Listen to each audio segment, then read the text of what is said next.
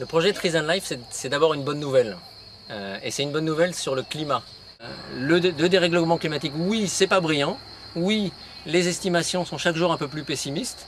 Mais non, il n'y a pas lieu de baisser les bras. Et il n'y a pas seulement des solutions hyper technologiques et hyper risquées par définition. Ici, nous sommes en Casamance, dans un coin où il fait très chaud. C'est presque insupportable à 5 mètres d'ici, en plein soleil, il fait presque 40 degrés, et le taux d'humidité est très élevé. Et quand on arrive ici, eh ben, c'est frais. Ce projet, il va démontrer que ce qu'on vit ici sous cet arbre, porté à grande échelle, on peut avoir... J'ai 50 ans, bon, j'ai fait ma retraite. Ça, c'est mon fils. Il est un peu grandi. Si j'ai mort, mon fils prend les arbres, il utilise, c'est ça, comme c'est mon retraite. Et puis, en plus de ça, dans les forêts, souvent, il y a des micro-nuages, puis des gros nuages qui se forment, qui sont convectifs, et qui non seulement transfèrent vers le ciel une partie de l'énergie du sol, de la chaleur du sol, et en plus, pendant le jour, reflètent la lumière du soleil. Donc l'effet albédo protège la Terre et ses êtres vivants, ses habitants, de la chaleur du soleil. Et donc du coup, il y a un effet rafraîchissant. Cette théorie s'appelle The Global Cooling Project, la théorie du rafraîchissement global.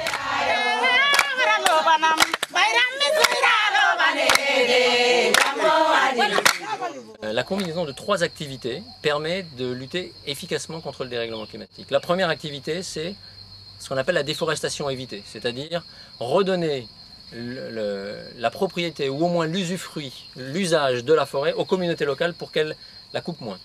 Deuxièmement, dans les villages, autour des cases ici, dans les champs de cases, dans les vergers, dans les champs de culture de rente, replanter.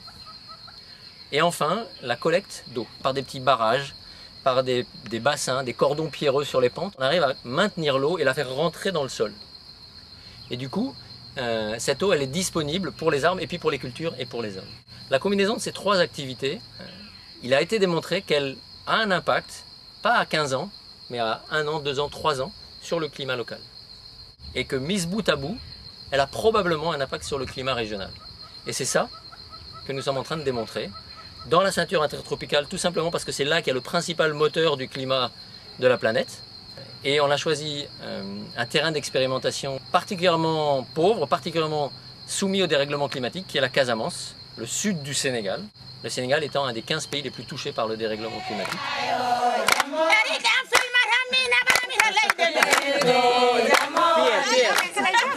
Nous avons un partenariat d'un genre assez nouveau avec une ONG qui s'appelle l'Institut Mosdaïr, qui est originaire de cette région et qui travaille avec les gens, et je dirais qui plante des graines dans le cœur des gens avant même de planter autour de leur maison et autour de leur forêt. Mosdaïr, d'abord, je pense que c'est une communauté, d'abord. Et dans cette communauté, nous avons créé une ONG qui s'occupe de tout ce qui est question de développement et éducation et santé. En réalité, dans cette région où je suis né, tous les mois de juin, juillet, août, il y a de la famine. Donc ça a été toujours ma préoccupation, comment il faut faire pour que ça cesse. Parce que c'était difficile pour moi d'admettre qu'il y ait de la terre fertile, qu'il y ait de l'eau et que les gens chaque année meurent de faim.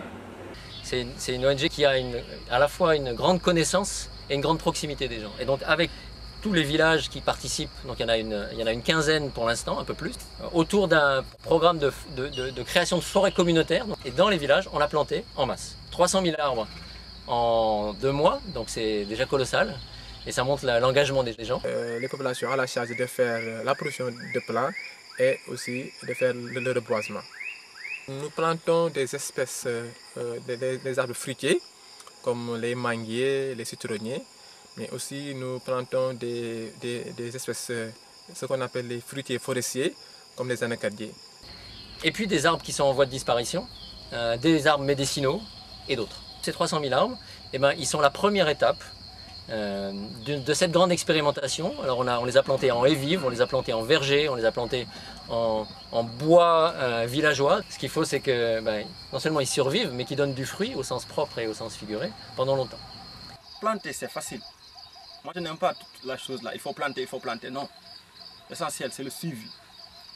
On peut amener des gens ici, les motiver, montrer ça à la télé et dire que ces gens-là, ils plantent.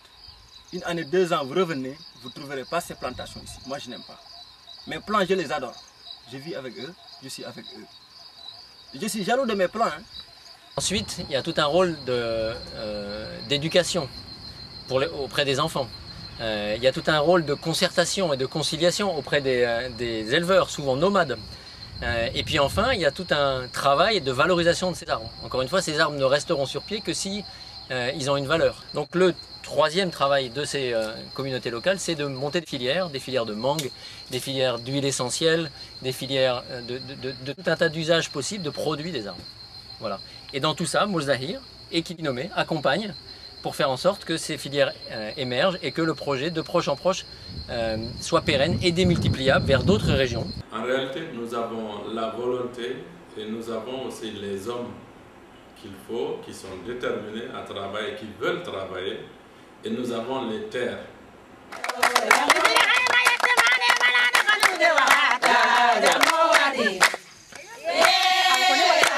Alors, en chiffres, 2009, 300 000 arbres. 2010, on va passer le million, forcément. Avec très vite un objectif de faire plusieurs millions pour arriver à 2012, une centaine de villages et au moins 20 millions d'arbres plantés et survivants. Évidemment, dans le même temps, on va s'élargir dans la sous-région. On est tout près de la Guinée, on n'est pas très loin du Mali. Donc il y a moyen d'étendre à la sous-région et puis d'étendre aussi à d'autres pays de la ceinture intertropicale que peuvent être l'Inde, le Brésil, Madagascar, l'Indonésie et ailleurs. Et donc petit à petit, l'objectif est de créer une coalition de pays, d'acteurs, de soutien, d'entreprises qui seront à la fois des soutiens financiers et des débouchés pour certaines des filières qui seront mises en place, pour arriver à unir les efforts à partir des communautés locales. L'objectif à 2018 est d'arriver à 15 milliards d'arbres. Alors 15 milliards d'arbres, ça peut paraître énorme, mais en même temps, c'est pas beaucoup. Ça fait 2 arbres par habitant.